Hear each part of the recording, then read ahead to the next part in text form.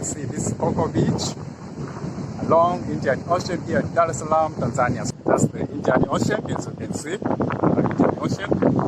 So during weekends, if you visit Dar es Salaam, you can come and enjoy here. It's free. It's a public beach. Hello everyone, welcome back to my channel. I'm Paul Sambo. Today I'm here at Coco Beach along the Indian Ocean in Dar es Salaam, Tanzania. So we are going to explore the Coco Beach, the things that are found here. So if you have a holiday and decide to visit Tanzania or Dar es Salaam, this is the best place to come so that you can relax and have fun here in Dar es Salaam.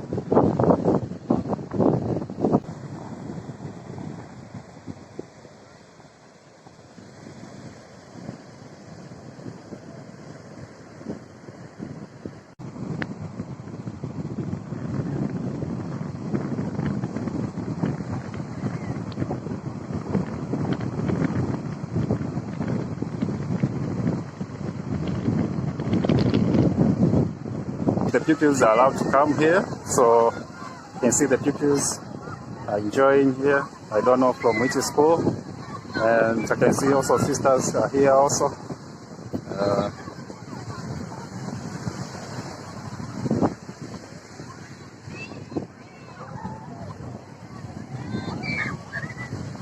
They are enjoying the beauty of Indian Ocean.